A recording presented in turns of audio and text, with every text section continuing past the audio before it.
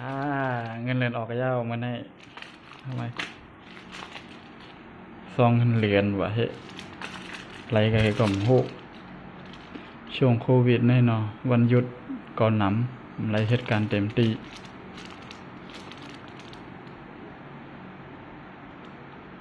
แปด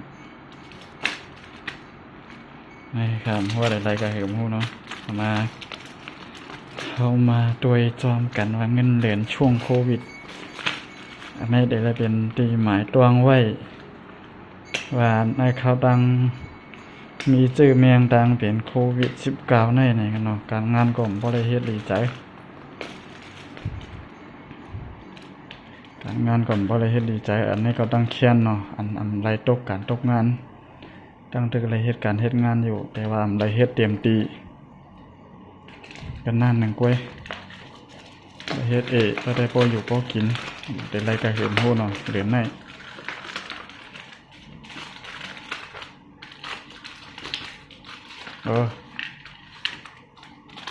โอ้โห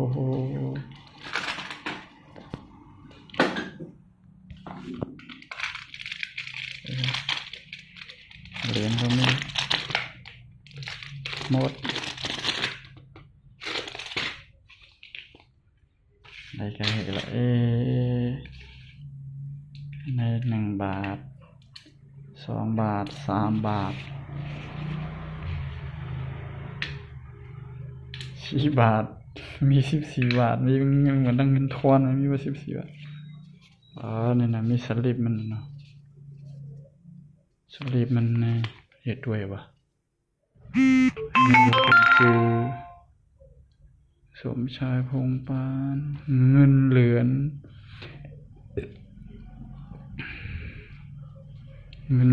ในเงินเหรียญอะไรเงินเหรียญอะไร8,937เงินเหรียญอะไรเก่าในอะไรกันนายนึงก็เนาะ8 เหง9 ปาก37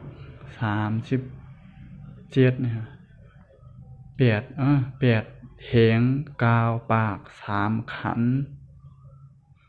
ปลาย7 ปีความไตลาปีความลาดกำเป็นไหนว่าได้เป็นไตโลเล่ไหนกันเนาะ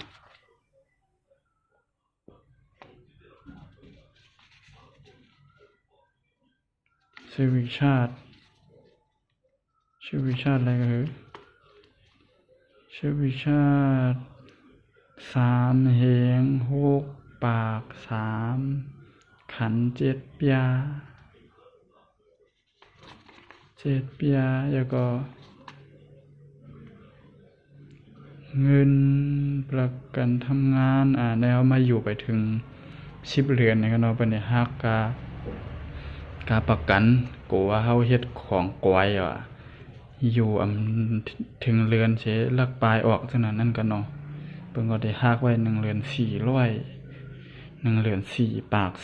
นี่เนาะต่อบ่ถึง10 เดือนนี่ครับเนาะ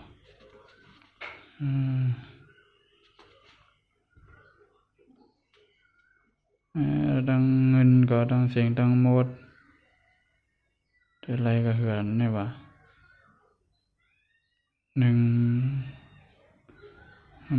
ผมคิดแบบเหียในตรงไหนเนี่ย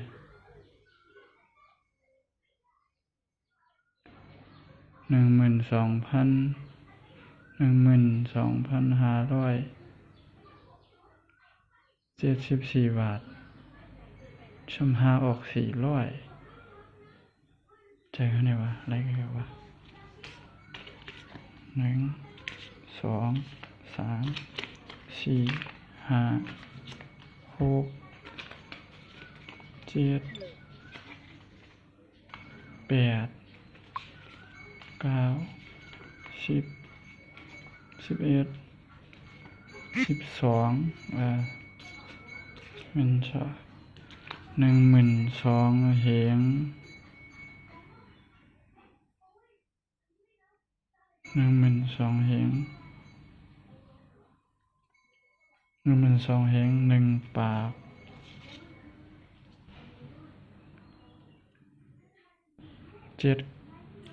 7 ขันบ่าย สี่เปียก็อะไรกันได้ก็ตัวใดพวกอยู่พวกกินจ่ายกาห้องเฮหมอกสองเฮงปลายกวมจ่ายการรวดเฮงหนึ่งจ่ายการรวด1,100นี่ก็ได้ตัวได้กึดกุยเนาะห้ามกาจ่ายซื้อข้าวกินพักตั้งกินตั้งเยี่ยมแล้วก็ซื้อไ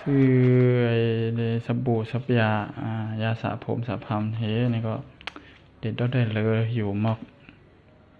เฮง2เฮง1,000 2,000นี่ก็เนาะเดี๋ยวเหลือหน้านั่นก็โควิดไปกับโควิดเนี่ยเมื่อไหร่ได้หายเนี่ยได้เก็บเงินเก็บทองให้ปอก